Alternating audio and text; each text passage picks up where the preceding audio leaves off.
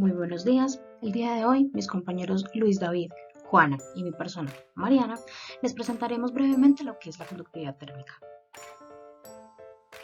En términos muy generales, la conductividad térmica es una propiedad característica de los medios conductores y, como la viscosidad, es principalmente una función de la temperatura, variando significativamente con la presión únicamente cuando se trata de gases sometidos a altas presiones. La conductividad térmica acá también puede entenderse como constante de proporcionalidad que aparece en la ley de Fourier de la conducción, relacionando así la densidad del flujo de calor con el gradiente de la temperatura. Por ende, las unidades empleadas son las que se presentan en pantalla.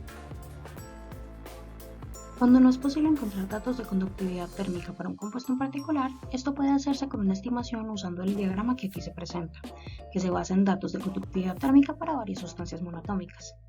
Este diagrama es una gráfica de la conductividad térmica reducida como función de la presión reducida y de la temperatura reducida. Así pues, esta figura se basa en una cantidad limitada de datos experimentales para sustancias monoatómicas, pero puede llegar a extrapolarse para sustancias poliatómicas.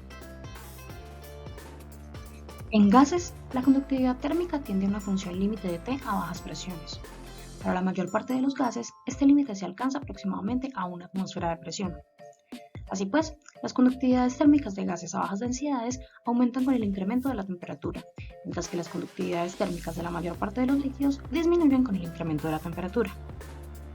Por otro lado, para los líquidos es difícil realizar aproximaciones de la conductividad térmica tan solo a partir de desarrollos basados en la teoría cinética, ya que el comportamiento molecular de esta fase no está descrito universalmente por un modelo matemático. Existen, pues, algunas relaciones, pero son demasiado específicas como para ahondar en ellas. Por ende, se puede mencionar de manera bastante generalizada que la conductividad en este estado varía levemente con la temperatura y es relativamente independiente de la presión. No obstante, las medidas son delicadas, pues es necesario asegurar que el fluido esté libre de corrientes de convección cuando se realiza la medida. En el caso de los sólidos, podemos decir que la conductividad térmica se puede atribuir a las interacciones moleculares y a los electrones libres, los cuales se encuentran presentes en los metales puros. Los sólidos tienen la característica de facilitar las medidas de la conductividad térmica, lo cual permite que las propiedades térmicas de gran parte de los sólidos de interés ingenieril ya hayan sido evaluadas y estandarizadas en tablas. Así pues, en términos generales, sabemos que en los metales la conductividad térmica disminuye con la temperatura, en los no metales aumenta con la temperatura y en las aleaciones se presenta un comportamiento intermedio. Por otro lado, se sabe también que los sólidos cristalinos son generalmente mejores conductores que los amorfos. Por ende, el diamante es uno de los mejores conductores del calor. Así pues, determinar la conductividad térmica no es tarea fácil, pues depende de muchos parámetros.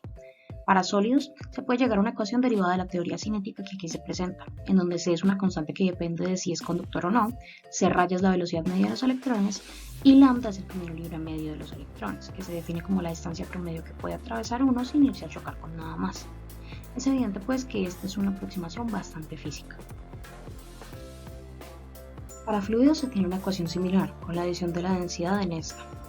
Así pues, C raya decrece con el peso molecular, lo cual nos añade otra pequeña consideración a tener en cuenta. La conductividad decrecerá con el aumento del peso molecular. Además, existen otros acercamientos, como lo es el de Chapman-Enskog, descrito por la ecuación aquí presentada, en donde m es el peso molecular y omega k es la integral de colisión de Lennard-Jones. No obstante, este método únicamente es válido para gases monoatómicos, por lo que tiene una aplicabilidad limitada.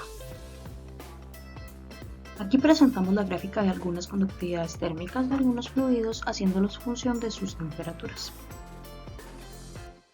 Para obtener el valor de la conductividad térmica podemos hacer un pequeño montaje experimental con un equipo llamado Thermal Conductivity Apparatus de la firma PASCO, que consta de los siguientes elementos: una base, una cámara de vapor, un generador de vapor, un molde de hielo y una serie de placas de distinto material para poder estudiar su conductividad térmica. Así pues, la cámara de vapor se coloca sobre la base y se conecta al generador de vapor. Esta cámara tiene una abertura en la parte superior en donde se coloca el material para que la diferencia de temperatura se dé directamente a través de este. Por último, se coloca el molde de hielo destapado con la boca hacia abajo sobre el material. Al encender pues el generador de vapor, el vapor circulará a través de la cámara. Se generará entonces una diferencia de temperatura de 100 grados centígrados a través del material. Así, el calor fluirá desde la región de temperatura mayor, que es la cámara, a la región de temperatura menor, que es el bloque del hielo, atravesando el material. El calor o la energía térmica transferida al hielo será utilizado para fundirlo. Entonces, una buena forma de determinar el calor transferido es recolectar la masa de hielo fundido.